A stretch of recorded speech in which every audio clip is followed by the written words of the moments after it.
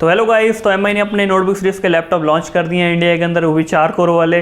तो इस वीडियो में मैं अपना ओपिनियन देने वाला हूं कि आपको वो लैपटॉप लेना चाहिए या नहीं लेना चाहिए। तो चलिए शुरू कर दें। तो गाइस लाइक एंड सब्सक्राइब कर देना यार। तो टोटल 4 मॉडल लॉन्च किए हैं, 2 अल्ट्रा सीरीज के, 2 प्रो सीरीज के। तो सबसे पहले बात कर लेते हैं डिस्प्ले की, क्योंकि हाईलाइटिंग फीचर डिस्प्ले ही है। तो पहले प्रो के डिस्प्ले की बात कर लेते हैं। तो प्रो वाले मॉडल में आपको देखने को मिलती है 14 इंच की डिस्प्ले, वो भी 2K डिस्प्ले है। बाकी एंटी ग्लेयर IPS पैनल तो है ही। तो 60 हर्ट्ज का रिफ्रेश रेट है एंड 100% sRGB। तो कलर्स में कोई भी दिक्कत नहीं आने वाली आपको। ब्राइटनेस उन्होंने यार मिनट्स मेंशन नहीं की है। बाकी अगर मैं बाकी यूट्यूबर्स के रिव्यू वगैरह देखूं तो सभी ये कह रहे हैं इंडोर के लिए ठीक है, आउटडोर के लिए कम पड़ती है। तो हिसाब से हम मान लेते हैं 250 निट्स की डिस्प्ले है। लेकिन जो मेन हाईलाइटिंग फीचर है वो है 2K डिस्प्ले एंड 100% sRGB। तो बाकी अल्ट्रा वाले वेरियंट की बात कर लेते हैं। उसके अंदर आपको 3K डिस्प्ले देखने को मिल जाती है विद 90 हर्ट्ज का रिफ्रेश रेट। तो ये 2 मेन डिफरेंस हैं। प्रो वाले में आपको 2K डिस्प्ले के साथ 60 हर्ट्ज की डिस्प्ले, एंड जो अल्ट्रा वाला वेरिएंट है उसके अंदर आपको देखने को मिल जाती है 3K के साथ 90 हर्ट्ज की डिस्प्ले। बाकी sRGB वगैरह बिल्कुल सेम है, दोनों में 100% sRGB है। स्क्रीन साइज की भी बात कर लेते हैं। तो 14 इंच की आपको प्रो वाले वेरिएंट में देखने को मिलती है एंड 15 इंच की आपको अल्ट्रा वाले वेरिएंट में देखने को मिल जाती है। तो डिस्प्ले के ऊपर ओपिनियन मैं वीडियो को एंड में दूंगा एंड साथ में एंड में 4 कोर की बात भी करेंगे हम। बाकी और फीचर्स की बात कर लेते हैं अभी। तो दोनों का वेट भी आपको मैं बता देता हूँ। तो 14 इंच वाला जो प्रो वेरिएंट है उसका जो वेट है ना 1.41 kg, एंड जो अल्ट्रा वाले का वेट है जो कि 15 किलो का है, एंड जो अल्ट्रा का वेट है जो कि 15 इंच का है उसका जो वेट है वो है 1.7 kg। तो 15 इंच वाला थोड़ा भारी है। तो 15 इंच वाले का वेट थोड़ा ज़्यादा लग रहा है बाकी लैपटॉप के कंपैरिजन में, लेकिन यार लैपटॉप में बैटरी भी उन्होंने बड़ी दी है। तो आगे बात करते हैं बिल्ड की। तो उन्होंने जो मटेरियल यूज़ किया गया ना वो है एरोस्पेस ग्रेड सीरीज का 6 सीरीज का एल्यूमिनियम यूज़ किया गया है। तो सीधी सी बात एल्यूमिनियम यूज़ किया गया है। तो बिल्ड क्वालिटी देखो टॉप नॉच है, कोई दिक्कत नहीं है। तो डिज़ाइन की बात कर लेते हैं। तो डिज़ाइन तो आपको पता ही है, मैकबुक वाला उन्होंने डिज़ाइन दिया हुआ है। एंड आगे रैम की बात कर लेते हैं। तो इसमें आपको 2 वेरिएंट देखने को मिलेंगे, 8GB वाला एंड 16GB वाला।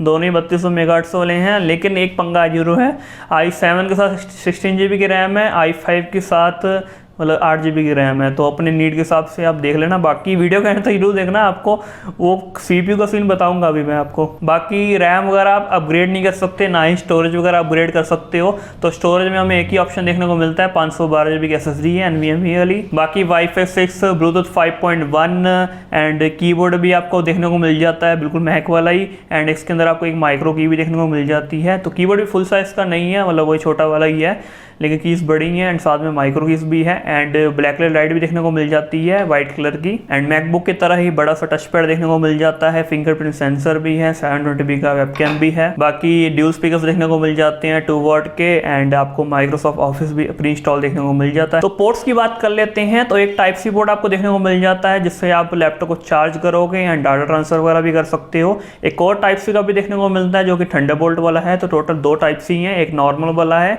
एंड एक थंडरबोल्ट वाला है। एंड उसके बाद आपको 2 USB पोर्ट भी देखने को मिल जाते हैं, जिसमें से एक 3.2 वाला है एंड दूसरा 2.0 वाला है। तो यार दोनों 3.2 दे देते हैं यार।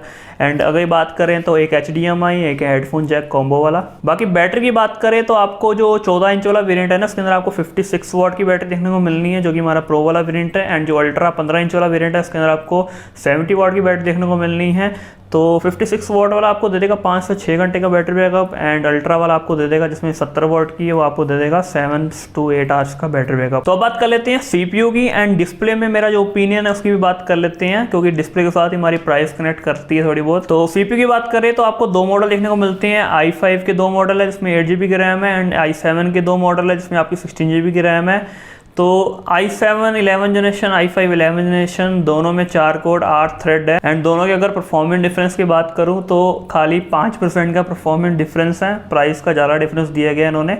तो ये i7 के नाम पे भी हमें 4 कोर दे रहे हैं। तो जिसका जो बेस वाला मॉडल है ना वो बड़ा वैल्यू फॉर मनी है, क्योंकि वो प्राइस टू परफॉर्मेंस रेशियो ठीक लग रहा है, क्योंकि उस प्राइस पे भी बाकी भी हमें i5 दे देते हैं। तो जो i7 वाला वेरिएंट है वो थोड़ा कॉस्टली है, मतलब इतना वैल्यू फॉर मनी नहीं है, क्योंकि यार i7 के नाम पे 4 कोर ही दे रहे हैं। वो 6 कोर होता तब भी मैं कह सकता था कि हाँ वैल्यू फॉर मनी है थोड़ा। तो परफॉर्मेंस डिफरेंस खाली 5% का है। तो प्रोडक्टिविटी के लिए ना ही इन्होंने एक्सटर्नल कोई ग्राफिक कार्ड दिया, मतलब डेडिकेटेड ग्राफिक कार्ड कोई दिया नहीं है। बाकी इंटेल एक्स से है जो इंटीग्रेटेड GPU है, वो भी MX के आसपास आ जाता है, MX 350 या 450 के। तो आप नॉर्मल लेवल की प्रोडक्टिविटी कर सकते हो। बाकी सॉफ्टवेयर वगैरह देखो सारे चला सकते हो, ऑटो कैड, कोडिंग वगैरह सब चीज़ें आप कर सकते हो, फोटोशॉप भी चला सकते हो। प्रीमियर प्रो वगैरह भी आप चला सकते हो, लेकिन कोई हाई एंड रेटिंग नहीं कर सकते। जैसे कि अगर आपको स्पेशल प्रोडक्टिविटी के लिए लैपटॉप लेना है तो आपको उसके लिए रिकमेंड तो नहीं करूँगा। कभी कभी प्रोडक्टिविटी करनी है, कभी कभी वीडियो एडिट करनी है, तो तब आप उसे ले सकते हो। बाकी ये लैपटॉप बना हुआ है मतलब ट्रैवलिंग के लिए, ऑफिस वर्क के लिए, मतलब कॉलेज वगैरह लेके जाना है, कोई हल्का भी है, लाइट एंड थिन वेट है।